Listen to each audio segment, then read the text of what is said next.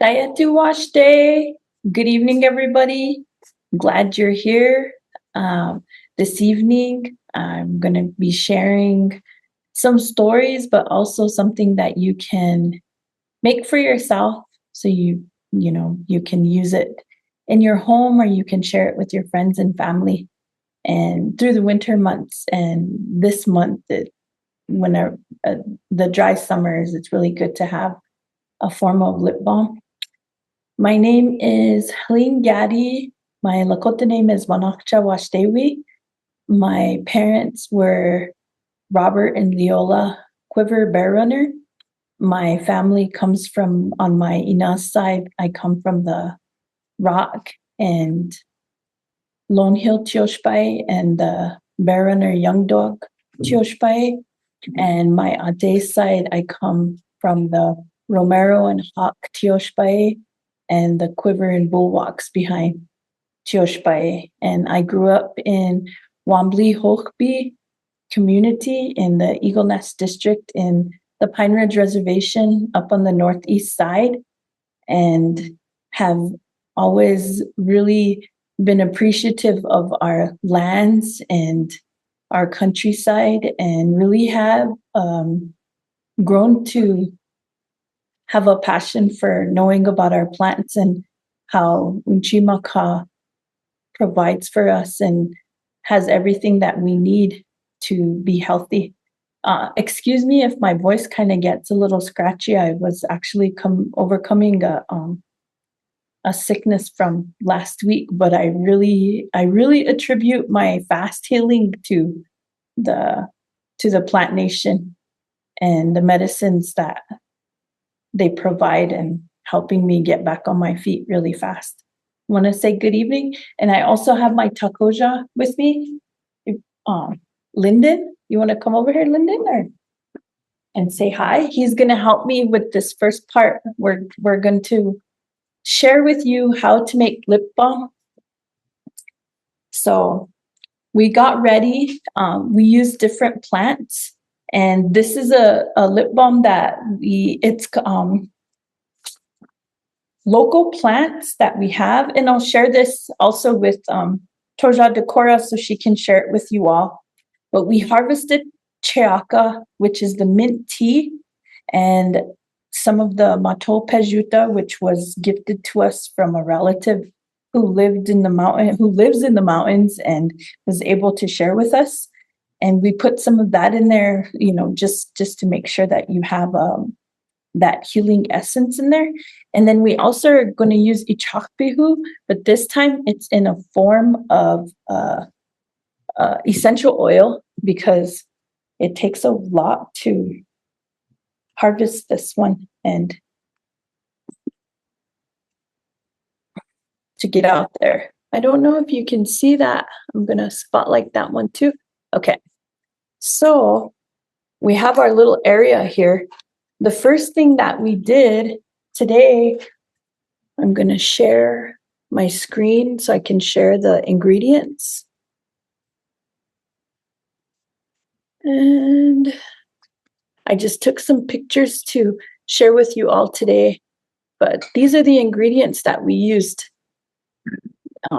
for this presentation. And they were you can see that. Just regular extra virgin olive oil. You can use coconut oil, but I found that a lot of relatives they have a sensitivity to coconuts. You can use, different types of oil, but there's sensitivities out there. You can use I put a little bit of the vitamin E in there for skin, and then beeswax. And over on the side, you see the mato pejuta and the cheaka. You can also use stinging nettles, which is known as a stingweed, but it has medicinal properties in it. Or you can use plantain and different things, but this is what I chose to use to make this. So we're going to come over here. I'm going to bring this over, move our shell, and we're going to strain want to hold that, Linda? Strain our plants. What we did was we put this on low on the stove, and if you're going to use a crock pot, you'll put these in a crock pot for about 10 hours on low. But if you're using a stove top method like I did, you can either use a double boiler where you put all of these with the olive oil into the like a mason jar, and then put it in the water, and that takes a little bit longer. Today, I used the stove method to show you that you can use your own kitchen tools, and you basically are screening out the plant. When you get done with your plant, with your medicine or your herb, whatever you're using, don't throw this in the trash. Always give it back to Tiŋpsiŋla because she gave it to us. And we don't want to just discard that in the trash can. So take it out and give it back to Tiŋpsiŋla and say thank you, or say wopila pilamaya for that. So the next part is, this is our plant, our extraction. We'll put this aside. You can see that there's still some some rest essence or some little plants in there. You can use a cheesecloth if you wanted to. I didn't use a cheesecloth. That's all of the powders that were from that medicine. So the next part, and I have a little recipe here that I always use. I'm not sure if you can see that pretty good, but I can screenshot it and put it in the chat. I can also send it to Toja Decora to share it. Make it nice. This is going to be 1 cup of oil to 2 ounces of beeswax. The next part, what we did was we took the beeswax and we melted it into another pot very slowly. And this was the clear or a lighter beeswax. So the honeybees must have harvested on different colored lighter plants. That's how the texture of the beeswax is, as well as the honey. Just so you know, the color and the texture depends on the color of the flower that they harvest. So we have a little container here.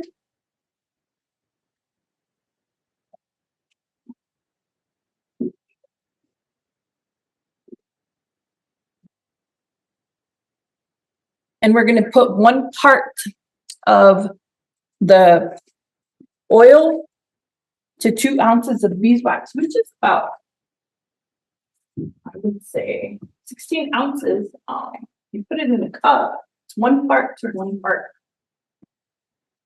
So it's 1 cup of oil to 1/4 cup of beeswax. This, if you wanted to, right now, what we have, these are essential oils. This is what we have here. If you wanted to, this would be a great massage lotion. It could be a great, if you wanted to use this for like arthritis, you would probably want to maybe add some more stinging nettles, or if you wanted to use this like for your feet or something, you might add tea tree oil. Right now, before we add the beeswax, I'm going to put some echinacea in there. And this is the same what you would do for echinacea. If you wanted to make this into one of the bottles here, you would actually use this echinacea, peppermint, anything. And we actually did make a lot of these. We went out and harvested the echinacea plant. And when I'm talking about echinacea, I'm talking about ichakbihu, or the purple coneflower that grows. We have a really unique ecosystem here, especially, closer to Yellow Bear Canyon or the headwaters, Red Owl Springs, or, anywhere that the creeks start, where the water comes up from the ground, the echinacea tends to grow. And so when you do this with echinacea, this is what you come with. So that's what we made, more or less like an essential oil. We're going to put a little bit more of the peppermint in there just to give it that extra. We thought cinnamon so everybody can have their luscious smoochers. But we want to make sure that your, does it smell like candy cane? It smells like candy cane. And so that your lips are cooled, especially, you know, coming up with the hike coming up this weekend. You want to make sure that you are prepared for that. So we're going to do 1 part of the beeswax. And I'm using this jar. We all have this jar. This is what I'm talking about. You use what you have at home. So I'm using things practical that we will have. You'll have a cup at home and 1 part oil. You pour the oil.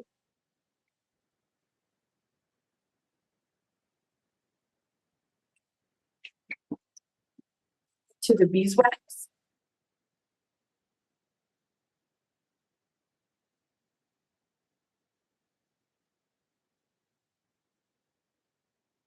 And you can see it already trying to solidify in here. And if it did this, I kind of waited a little bit too long.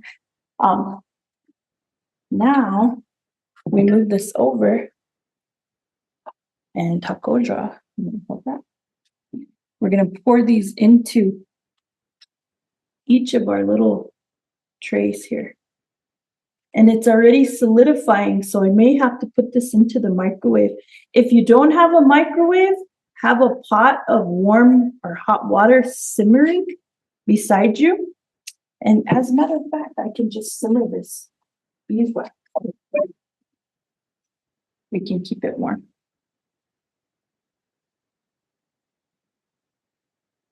Yeah, we're going to have to simmer it. So you want to put that in the microwave for 10 seconds. Okay. So while he does that, I'm just going to take this part, clear it out. But you can see it, how fast it solidifies. And this one is already doing its thing and cooling down. And then you can find these little containers on Amazon, which is where I found them. You can find them in Hobby Lobby or Walmart, or you can use little jars also. Like what I just had here, these are good size for, you know, for salves and different things, and for your relatives, so that they can have them and you can have them, because these are they're kind of expensive now. Buy a lip balm is almost $10 now. See them out? Yep. So we're back in. Let's see if we can get this.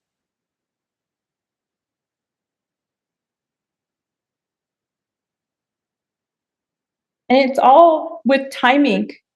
So this is a camp activity that we do sometimes, and the only heat that we have out there is the open fire. So it would be really timely to make sure that we have all of the accessory items with us to get it done. Go ahead, one more time.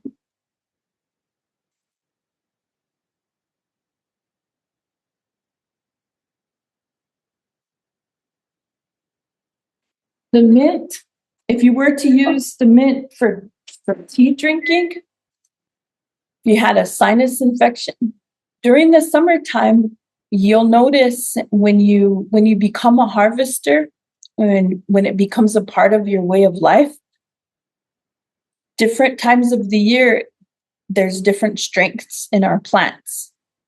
When they're first blooming, they might have the most potency when you hang them upside down. And as you go through the summer, different plants are going to bloom.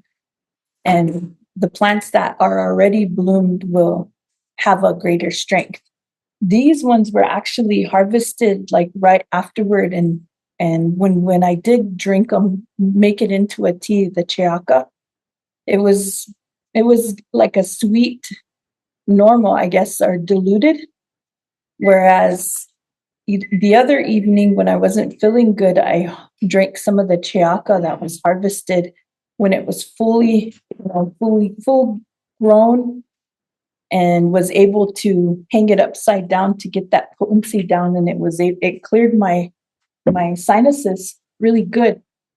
And that's what you need whenever you have a sinus infection, or when your stomach isn't feeling good. Chiaka is really helpful. Chiaka's tea, the peppermint tea. Oh, do we have here? I guess we won't need it because the speaker has a thing. You want to pour the rest of this?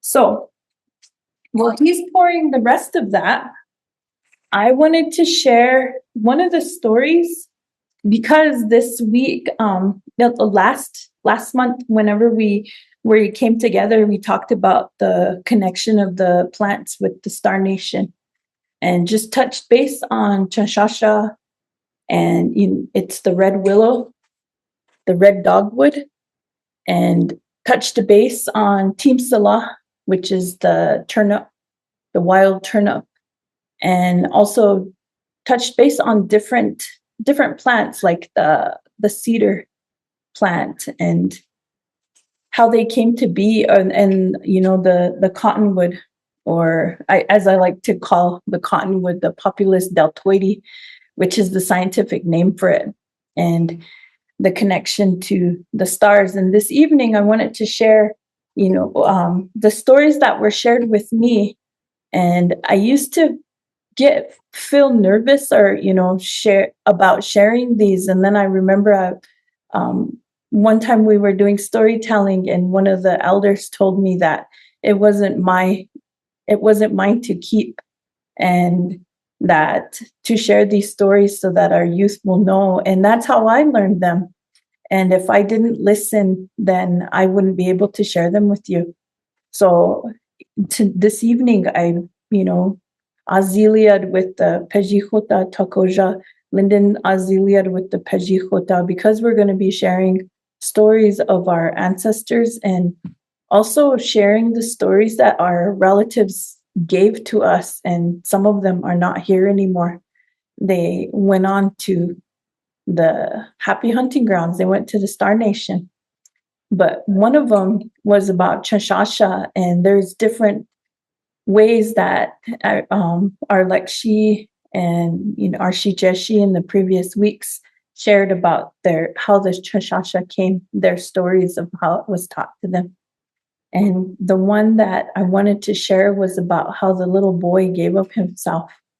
And there was a sickness that came to our people long ago.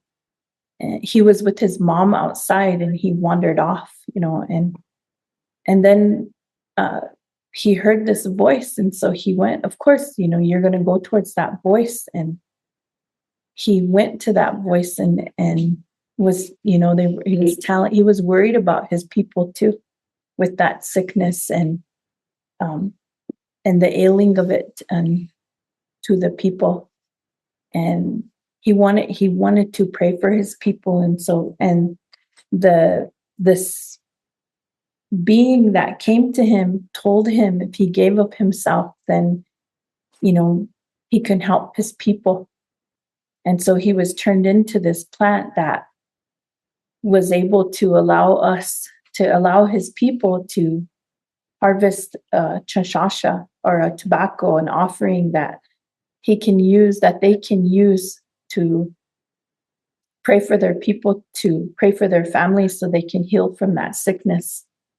And so that's how Chanshasha boy came about. And when you see Chanshasha, it's it can be pretty tall, but majority of them is like the height of my takoja.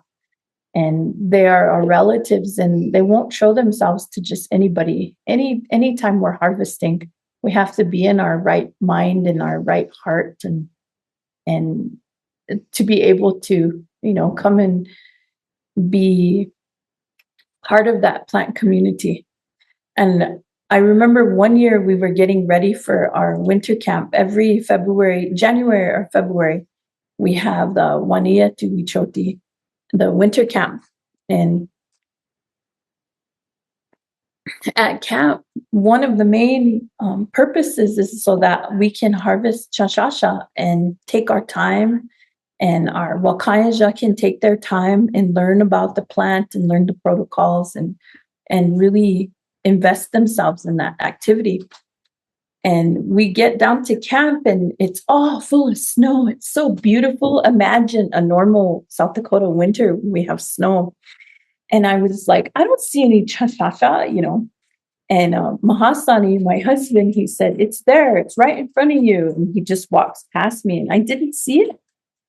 So, we went back to details and stuff. And then before we set up camp, we always, make that offering go down, and we put tobacco down also, put the chashasha down to ask permission to camp there too, to the four-legged and to the relatives there, because that's their community, and have that respect for the camp area. And then we left, and then there was Inipi, and prayed about different things and got ready for camp. And when we came back again with the lodges and getting ready to prepare to set up the camp, it was like I was in a different frame of mind. And I looked around and there it was, just right there. And then I realized that it's how you are as a person and what you're thinking and what state you're in at that time. And so these plants will share themselves. I'm going to turn this down, Papa.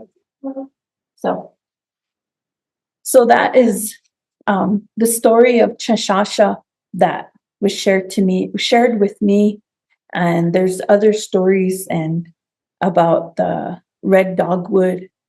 We shave off the top, and we use that chashasha, and we give it as gifts. We make sure that we have enough, but don't take more than what we need, and prepare for the year, prepare for whatever we might need it for, and so then we can have it, and that way we won't we will be ready for whatever we need it for summer ceremonies or for preparations or even to pray. And one of the things that really helped me and help our youth is, a lot of them don't have their own chanupa or their pipe to pray with, but the chashasha was here before the chanupa. We had our tobacco, we had our inipi, and so they can pray. And we teach our youth. It's really important that we make sure that we tell them that they can pray for themselves. That's their right as Lakota. And when they're feeling bad, they can put their chashasha down. Whenever they're feeling good, they can do that also. But it's there for them, and they can use it to make their offerings. They can use it to pray at the water or, walk with that. So that's one of the plants that I wanted to share. One of the other plants that I wanted to share with you today is the Tiŋpsiŋla. And this, I'm just bringing this up. These are just different plants, but the Tiŋpsiŋla, the wild turnip, it came to us in a way that is, would never expect. I would never expect. But the story that was shared with me about the Tiŋpsiŋla was, let me see if I can make this a little bit bigger so you can see Unchi over here. There was a village camp. It was like midsummer time, late summer, and all the people in the camp were getting together, and they were getting ready to move it was becoming fall time, and they were getting ready to move to the winter camp. And at that time, leadership changes and people are doing different things. And there were warriors along the camp, and you can see the leaves of the trees that they started to turn colors, and different events were happening, and the stars started to move and align at degrees where the people in the village, the leaders knew that it was time to go and move to winter camp. So as they got ready to move to winter camp, the Zuya or the Akichita, the warriors that were watching the camp on the side, came into the center and told the people that there was an enemy camp nearby that were going to come and bring war upon, or attack the camp. And so they formed a war party, and they took all the warriors. And there was this one young warrior that was there, and he just had his unchi with him.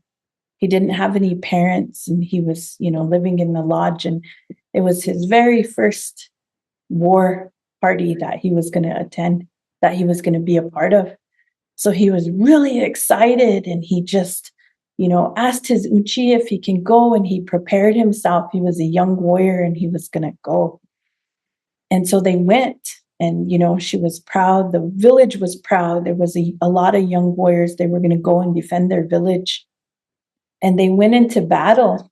They went into battle, and they protected their camp and village. And that young man that went, he fell. He died. He didn't make it. He was killed in battle. And so when the warriors came back into camp, all of the people came, and they lined up, and they were watching all the warriors coming in, and they were just fascinated because they won the battle. They saved their village, but they had casualties. And that young man, the Unchi, she came out, she was older, and she was waiting for her grandson to come back. And then she seen how he came back, and she became really sad. And, the community, the village was all sad, and they took care of their relatives that didn't come back from battle. And then they carried on, and they prepared themselves to move to winter camp. And the Unchi knew that she felt she was going to hold back the village, and she was going to stay back because she didn't want to be a burden to any of the rest of the camp. And so she stopped packing, and she decided that she was going to stay. And all of the women in the camp, they came together, and the relatives, and tried to talk her out of it, but she knew that she didn't have any help, and she couldn't be a burden. And so they came together, and they gathered whatever they could to leave with her. And they gave her enough dried meat and food, and the village came together and gave her wood and helped her, because the winters are really harsh on the prairie and in their summer camp. And they knew deep down that she wouldn't be there in the spring whenever they came back. And so they journeyed on to their winter camp, and they were all over there, and they were sad, and she watched them as they left. They had that one meal, that last meal with everybody, and they packed up, and as they left, she watched them, and she watched them go off into the horizon, and she knew too in her heart that might be the last time that she was going to see everybody. And so she began to live in her winter camp by herself out on the prairie. And at first it wasn't bad. And so she could still haul her water, and she could still cook for herself and go get her wild game, her small, she can hunt small animals and save what she could. And then the snow came, the weather started to change, and she watched the stars, and she knew when it was going to be hard, and she hunkered down in her lodge. And as she hunkered down in her lodge, she really rationed her food, and she would make sure that she, had enough, tried to ration out what she estimated what she would need to eat to survive. And pretty soon she was only eating once every other day. And so you knew that she was becoming weak. She couldn't haul her wood. She couldn't walk through the big snowbanks, and the water was too far. She couldn't make a fire. She could make a fire with the snow. I mean, water with the snow, but she couldn't make a fire. And so then she knew that she wasn't going to make it. And then all of a sudden the snow started to melt, and she'd look out, she'd peek through the top of her lodge, and she'd see that the stars were changing and that different constellations were taking, they were at a different angle in the sky. And so she knew that springtime was coming. But she was still weak. She couldn't hunt, and she was eating every other day. And pretty soon she ran out of food, and she ran out of water, and she was cold, and she was hungry, and she was starving. And she became really, really weak. It was totally, the meadows were flowing, and pretty soon you can hear one or two birds in the morning singing different songs. She didn't know which, they were real faint. But she realized that she might not make it. And so she left her lodge, and in this, you can say that it was a spring day, or, when she heard certain birds that came back, they started singing. And so she started walking up this hill, and she thought, well, maybe this is whenever it's going to be my time to go. And she started singing, to call her relatives, to tell them that she was ready to go with them to the Star Nation. And all of a sudden she had her eyes closed, and she was singing in here. All of a sudden she heard down below her in a voice, Unchi, Dayan, Unchi. And she thought, she opened her eyes, and she was still on earth, and she was looking around, and am I still here? And this little warrior, he kept looking up, Uchi, look at me.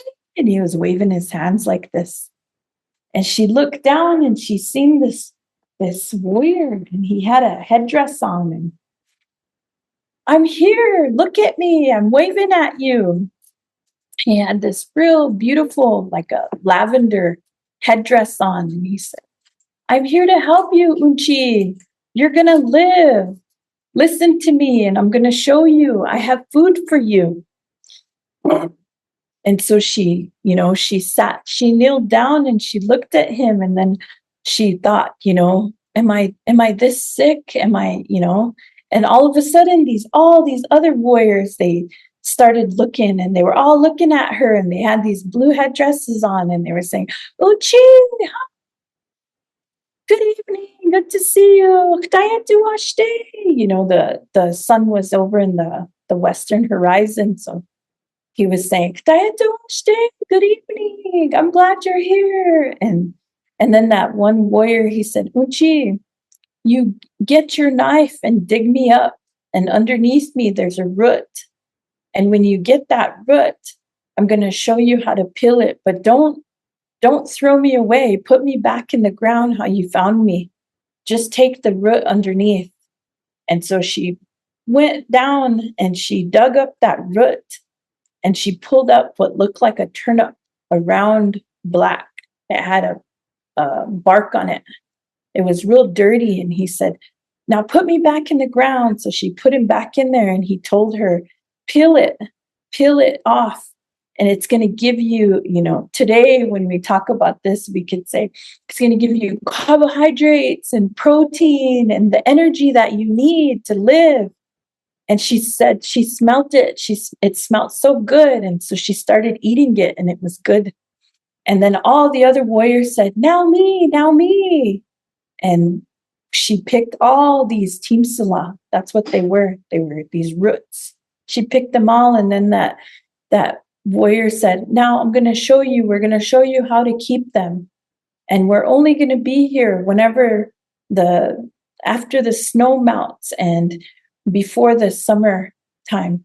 We're only going to be here for a little bit of time. So you have to come and get us then. And only take what you need. Don't take any more. But you're going to have enough to take care of yourself and be strong. And so she picked all these Tiŋpsiŋla and she braided them, and then she ate them too. And then she went back to her lodge and she felt full, and she went to sleep, and she woke up and she ate some more, and then she got energy. And pretty soon she had enough energy to go out and get some small game and cook herself a meal, a soup. And so she got herself strong, and pretty soon she seen some of the dogs that were part of her camp last year. They must have ran ahead or something. And so she knew that her people were close. So she woke up and she gathered up all of the Tiŋpsiŋla, some of the Tiŋpsiŋla, and she cut them up and she put them in that soup. And then she put that wild game that she got for herself, and she went out and foraged some other foods that were blooming at that time of the year, just before summertime. And she made a big pot of soup, and all while her people were coming back from the winter camp to the summer camp. And they were sad because they thought that they would find her, that they would only find her remains, that she would be no longer here. And as they came over that hill, they seen their unchi and the young ones in the camp. They went running, and they were just happy. They seen a fire coming up, so it kind of spooked them at first. But as they came over that hill, they seen her lodge, and she had a pot of soup for them. And so then they came and she told them about this, and they were all happy to see her. And she was strong, like this unchi standing here with the Tiŋpsiŋla braids, and that's how we keep it. And that's how the Tiŋpsiŋla came to our people. And this is the plant right here. And it grows, and it's only harvested right before springtime in June. Or last year, it came early because we're experiencing things in our weather that we haven't experienced. And so that is the Tiŋpsiŋla. And I'm going to come over here and show you guys underneath this other part here. I can show up here too. The lip balm is cooled and it's ready to go. And this is a white coconut oil, so it's pretty light. And it goes on like that. Now you have your lip balm. You can, if you want some, I'll be at the art space. I'll be at the studio here. I'll keep it on hand. And then you keep it. You can put your own label on top. You can share it with your relatives, and you have your lip balm. So it's dried now. So that's the story of how Tiŋpsiŋla came to our people. I'm going to close these up, and then I wanted to share. There's another, a couple of them. They're short story. They're, I don't know, maybe they're not so short, but one of them is how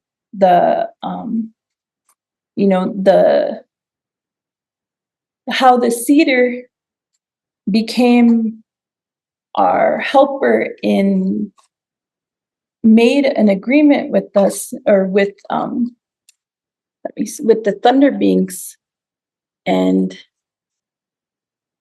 I'm going to show you a cedar tree. And this is our tree here, the Rocky Mountain juniper. The eastern red cedar is actually invasive to our lands here. It came over probably about the turn of the colonial times. But the Rocky Mountain juniper is actually the native species to our area. And we always are told to, it's a given, I guess, never knew why, but you burn cedar in the evening times and in whenever it's gonna thunder.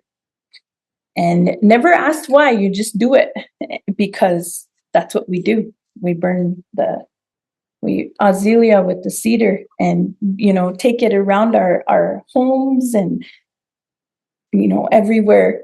And so that the Wakia can recognize that and take pity on us. And we always stop during a thunderstorm and make sure that we pay attention and be calm, be quiet, and have respect for the thunder beings, because they have the ultimate say so. That's what whenever it's, the takojas or the nephews or the nieces would say, why? And because we just do. It's a given.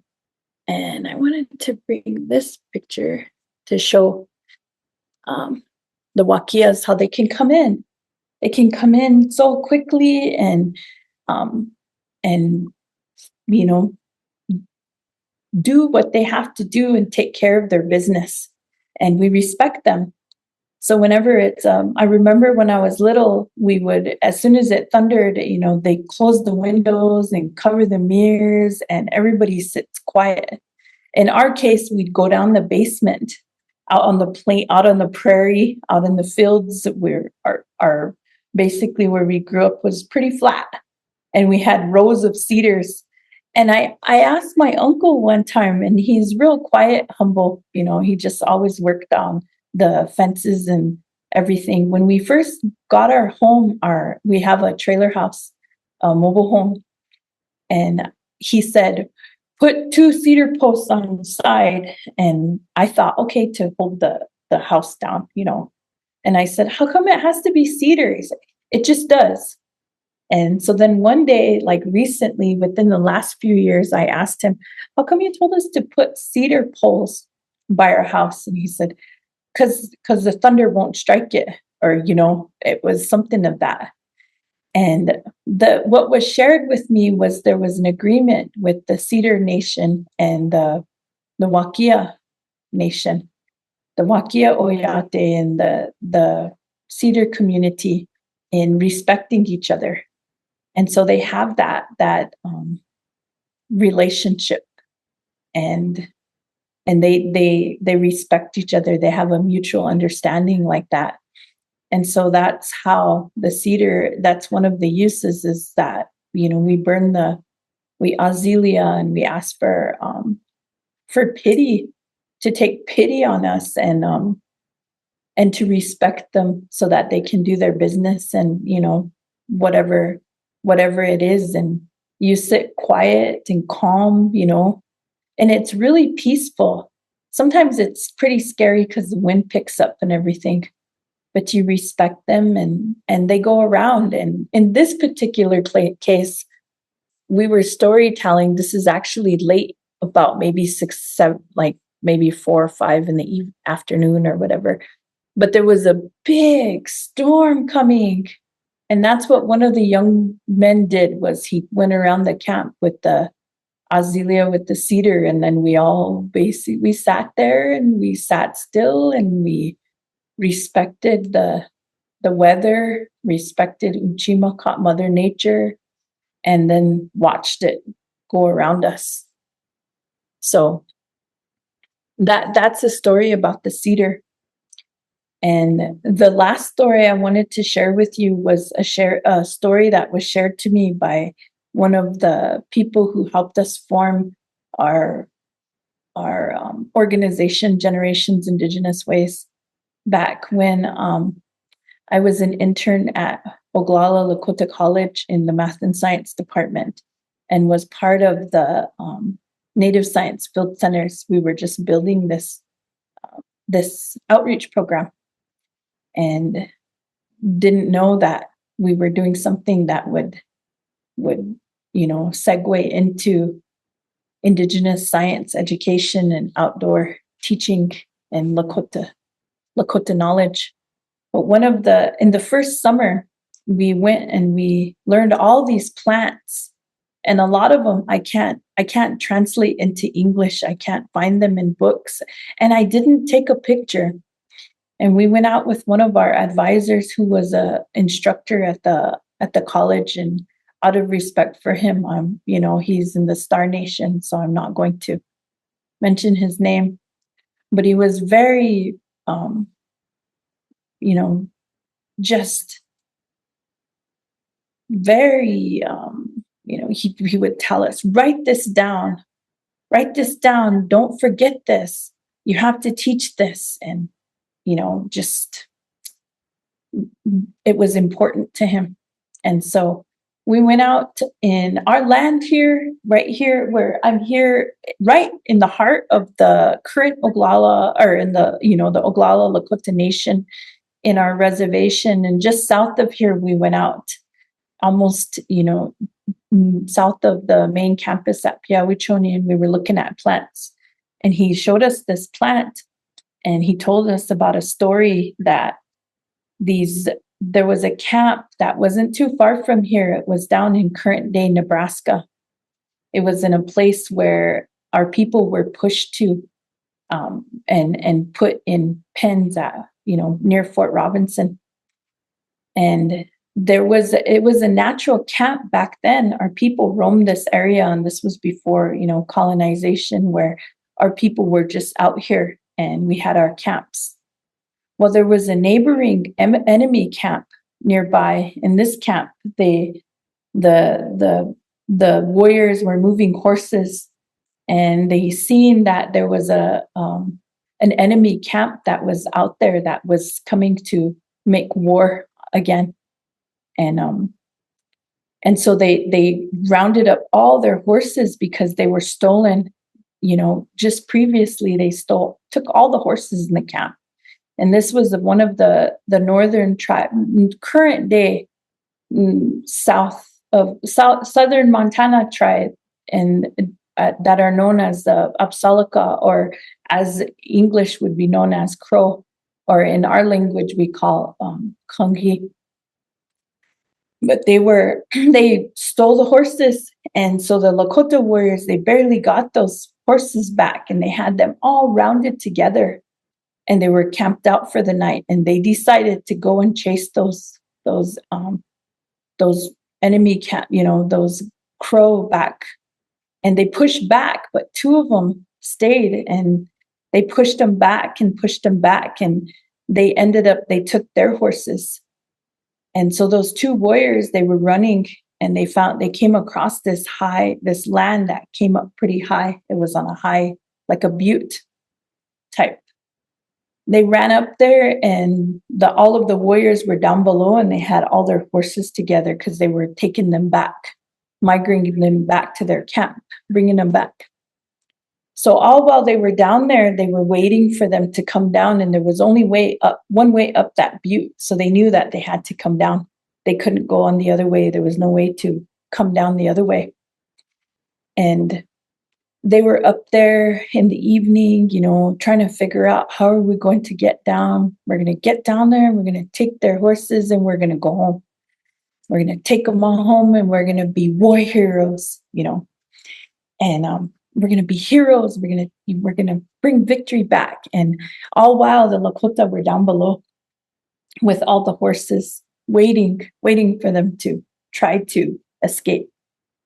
And so it started to become nighttime, and they were looking for some Tiŋpsiŋla, or some kind of plant. They were looking for maybe a cordage plant where they can make a rope so that they can come down on one side. And they sat there, and they were really thinking, and one of them almost drifted off, and all of a sudden they heard a voice that told them, we can help you. We're going to help you get home. You're going to get home, and you're going to be victorious, and you're going to be safe. And, the other one, he woke up his brother, his bro, his kola, and he said, do you hear that? And so they sat up, and they showed him that big, like not too tall, maybe knee high, showed him this plant. And he said, you have to get it on the side of that cliff. You'll see the root, it comes down. And so he went down, and he grabbed it, and it was taller than him. And so he grabbed more of them, and he said, when you get down there, you cut that bottom off, and you burn it, and it's going to make this haze in the air, and it will put everybody to sleep, and you'll be able to go home. And so these two Apsalaka warriors, they made some cordage and they made a long enough rope to get off of that butte. And they burned that. They snuck by. There was warriors everywhere though. So they had to burn that root, and they burned it just a little bit. And they waited for it to make this haze, and then they seen it go into the area, and it went into that hole. Pretty soon they'd seen little by little the Lakota warriors, they started to fall asleep. And they waited for a while until, one of them made a sound, like some kind of sound, and then one of them made another sound. They were making sounds and nobody woke up. So they knew it was safe. And the one warrior, he said, okay, let's find our horses and go. And the other one, he still wanted the whole herd. And he said, no, we got to get home. We need to, we're alive. Let's be happy. And that one other warrior said, no, we're going to be victorious. And so, and they were tinkering around, but it put all those warriors down below, it put them asleep enough to where those two Apsalaka found their horses, and then they were able to take all the rest of them. And so our Lakota warriors, they were sleep in a deep ishtima, lila washte. They were, probably so comfortable and went right to sleep. And then a few hours later, you can start hearing that real early in the morning, that first bird, that shkeluta, started singing, and it woke up one of the warriors, and he looked around and he seen everybody was sleeping and they didn't have any horses. And he said, hey, kicked up, kicked up. They took everything. And so the warriors, they couldn't explain it. So they made their way back to their Lakota camp without the horses, and they were all on foot. And they told their elders, and they were pretty ashamed, and they were just ushika. And they asked them where, what, and they asked them where this happened. And so they told them, that butte over there, and it didn't have a name until that day. And so for them, they were humiliated, and they were, I guess you could say counted coup. They took their horses and left them, but for them doing that to them, they honored them, and they named that butte Crow Butte. And so that's how Crow Butte got its name in Nebraska. And that, if you look it up, that I wanted to share that story because it's also in danger. There's a uranium mines that are going on, but it has that significant history, and it has that significant story that is connected to it.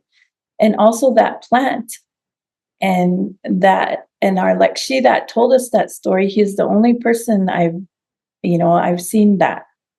He showed me that, and I never took the picture of it. And then Lekshi John out, this past summer at camp, he found it again, and we got that. And I never seen it again. So I just wanted to share that with you because that's how Crow Butte got its name, and that we should know that they honored their enemy by naming that Crow Butte. So, Wopila Pilamaya, everybody, for allowing me. I think we might have a little bit more time, allowing me to share a little bit with you.